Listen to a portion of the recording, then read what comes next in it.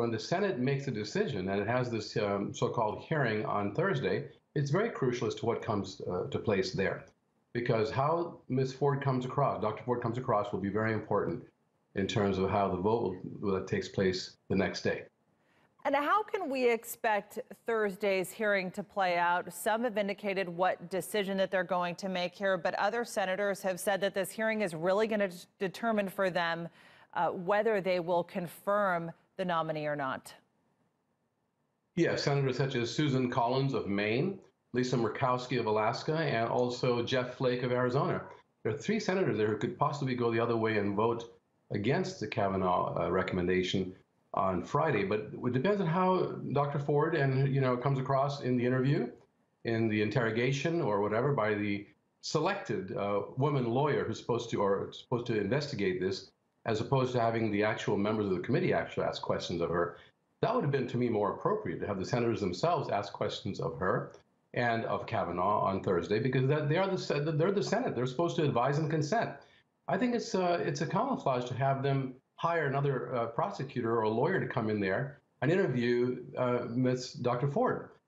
First of all, I very much believe the FBI should be involved in investigating the situation. These allegations are very serious against the nominee who could be there for the next 40 years and determine how American law and interpretations of how the branches of government act could be for the next 40 years or so. The Supreme Court is really supreme in this country in many ways, with this power of judicial review, where it can not only decide whether the laws that Congress passes are constitutional, it can decide whether or not the Congress or the President has acted constitutionally when they make rulings.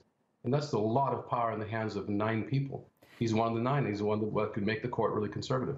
You know, you mentioned the investigation, but I just want to touch on this topic for a second. It's not just Kavanaugh, but looking at these allegations in general with the Me Too movement, have we lost the presumption of innocence? Is it now guilty until proven innocent?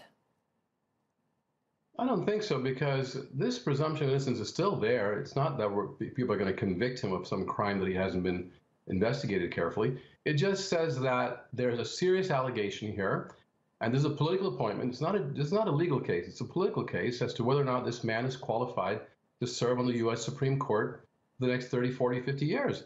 And that's very important that this is investigated thoroughly, and preferably by the FBI, a neutral source, because the Senate's not neutral. The Senate committee is, first of all, majority Republican, as the Senate also is. It's not a neutral entity to investigate this situation, these claims of Ms. Dr. Ford, very carefully and objectively.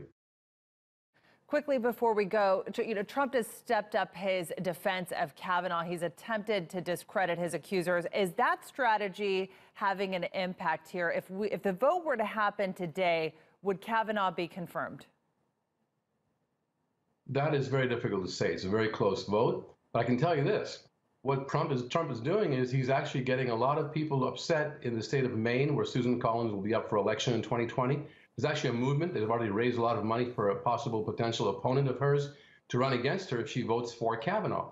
It depends on the groundswell that could be picked up across the country, especially with women voters who are really upset at how cavalierly that this nominee is treating, and as the way Dr. Ford is being treated by the senators and by this nominee. So it's very important to look at what happens with people of good conscience, of women, especially in America, who want to be treated respectfully and want Dr. Ford to have a fair investigation before she has to testify.